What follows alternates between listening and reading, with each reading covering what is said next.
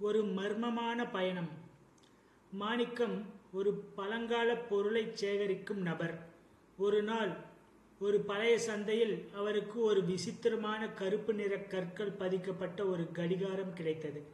அது சாதாரணமாக ஓடவில்லை, மாறாக பின்னோக்கி ஓடிக்கொண்டிருந்தது. அன்று இரவு அந்த கடிகாரத்தை அவர் சரி செய்ய முயன்றபோது அதிலிருந்து ஒரு நீல நிற ஒளி கிளம்பி அறையே சூழ்ந்தது. திடீரென ஒரு பயங்கரமான ஈர்ப்பு விசை அவரை இழுக்க, அடுத்த நொடி அவர் ஒரு அடர்ந்த சிவப்பு நிற வானம் கொண்ட இடத்திற்கு தூக்கி எறியப்பட்டார். அது ஒரு நரக அனுபவம்.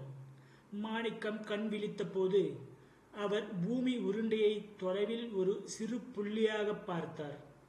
அவர் இருந்தது ஜோர்கான் என்ற வேற்று கிரகம். அங்குள்ள மரங்கள் சதையினால் ஆனது போலவும் காற்று அழுகிய வாடை வீசுவது போலவும் இருந்தது. அப்போது தூரத்தில் ஒரு சத்தம் கேட்டது, கிரிக் கிரிக் என்று, எலும்புகள் முறியும் சத்தம். அங்கே உருவமில்லாத ஒல்லியான நீண்ட கைகளை கொண்ட ஏலியன்கள் கூட்டமாக வந்து கொண்டிருந்தன. அவற்றின் கண்கள் இரத்த சிவப்பில் ஜொலித்தன.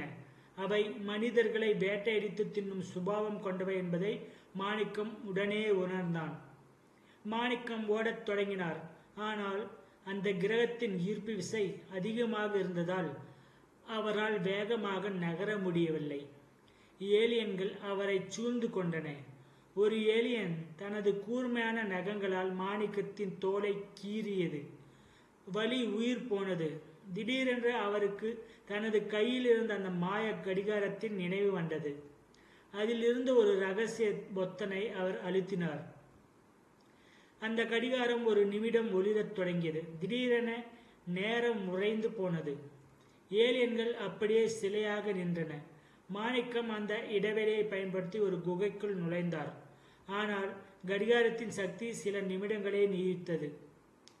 குகைக்குள் அவர் கண்ட காட்சி இன்னும் பயங்கரமாக இருந்தது. அங்கே ஆயிரக்கணக்கான மனித எலும்புக்கூடுகள் இருந்தன. அந்த ஏலியன்கள் பல ஆண்டுகளாக பூமியிலிருந்து மனிதர்களை கடத்தி வந்திருப்பதை அவர் புரிந்து கொண்டார்.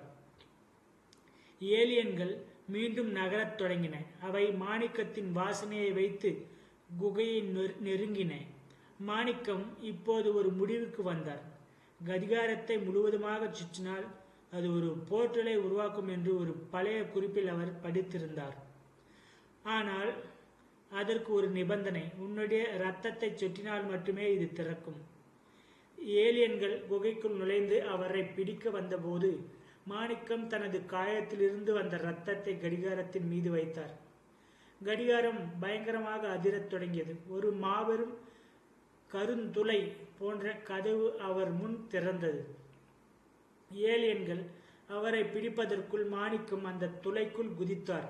பின்னால் ஏலியன்கள் கோபமான அலறல் சட்டம் கேட்டது. ஒரு பயங்கரமான சுழற்சிக்கு பிறகு மாணிக்கம் தனது அறையின் தரையில் வந்து விழுந்தார். கடிகாரம் சுக்குநூறாக உடைந்து கிடந்தது. வெளியே விடியற்காலை சூரியன் உதித்துக் கொண்டிருந்தது. அவர் தப்பித்து விட்டார். ஆனால் இன்றும் அவரது தனது தோளில் இருக்கும் அந்த ஏலியன் கீறிய தழும்பை பார்க்கும் போதெல்லாம் அந்த சிவப்பு நிற வானமும் ஏலியன்களில் அலறல் சத்தமும் அவர் காதுகளில் ஒலித்து கொண்டே இருக்கிறது. இது போன்ற கதைகள் உங்களுக்கு பிடிச்சிருந்தா நம்ம சேனலை சப்ஸ்கிரைப் பண்ணிக்கோங்க. நன்றி, வணக்கம்.